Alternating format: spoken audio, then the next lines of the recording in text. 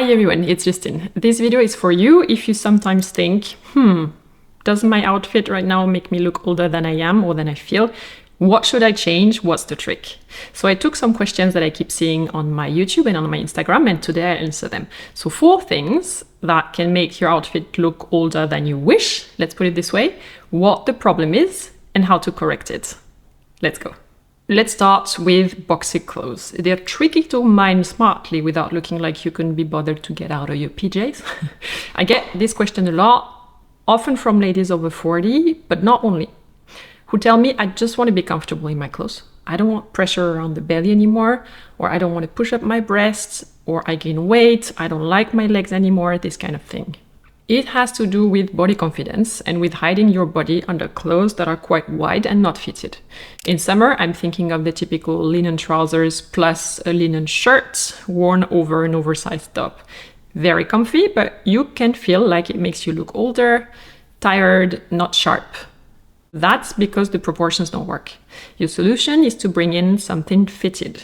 My favorite tricks include marking your waist by adding a white belt sitting on the hip bones, or marking your waist but with a cardigan that has a belt integrated, which can be tied at the back, so it doesn't press on your tummy, but it does bring a slightly tailored waist.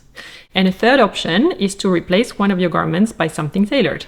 So you do fitted trousers plus a boxy shirt with a nice volume and flowy fabric, or fitted top, but then boxy trousers. Whatever you feel more comfortable with. But the idea is to mix fitted and boxy in each outfit always.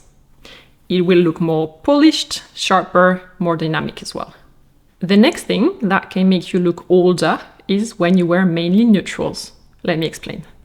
My grandma used to wear only neutrals. That's because of the decades of the time when she grew up, where polyester and chemical dyes weren't the norm yet, and so natural dyes were mainly mimicking natural colors. If you're familiar with DIY dyeing at home, you know what I mean. Getting a dark green is fairly easy. Getting a bright red that looks homogeneous all over the fabric as well is not easy, right? AKA getting natural muted colors was historically easier technically than getting bright colors. That's why older generations tend to wear neutrals, colors found in nature, because it's how their taste was formed when they were younger too. Beige, eggshell, sand, mustard, shades of brown, shades of green, etc. Now, how to modernize an outfit composed of these colors? Well, the first step is to drop in one bright color. Either you take a brighter hue from the same color palette that you're wearing, so it's harmonizing with the colors you already own and feel good in, or it's another method, you create what's called a color clash in color theory. It means picking a hue that is not so far on the color wheel. Example, if your outfit is in shades of green, you pick a bright blue. It works because this green contains some blue. They're not the same hue, but they're rather close on the color wheel. And additionally, this dark green is dark, muted, while the blue is a pure color, so it's bright. So the green and the blue also do not have the same intensity. For this trick to work, you need the colors to be a bit close on the color wheel and not to have the same intensity. One is darkened, the other one is bright. Bonus tip. If you feel like a bright solid color is too much for your taste, go for prints that include the color you want to add, but just as a small touch. In other words, having just an accent of bright blue in a dark green outfit does the trick as well already.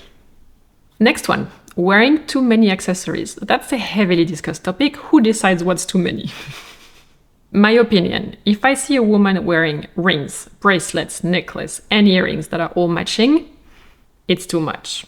I know that Cartier, Tiffany, all the traditional jewelers still launch full sets when they launch a new design or a new collection, but every time I'm thinking, old money aesthetics, quite conservative, trying too much.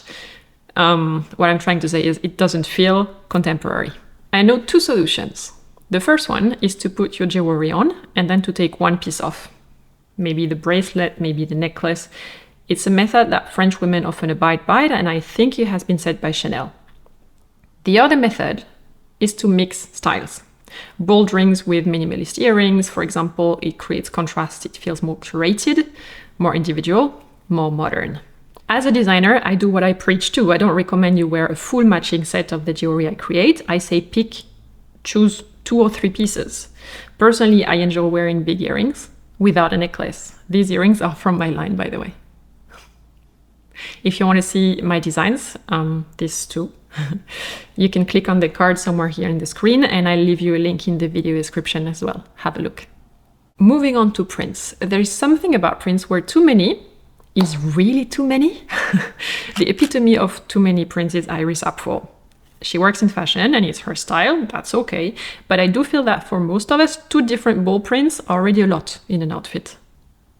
It can be too many patterns, and or it can be too many colors mixed together. Bold prints are also unconsciously associated with the 70s, especially when it's warm colors that include some yellow.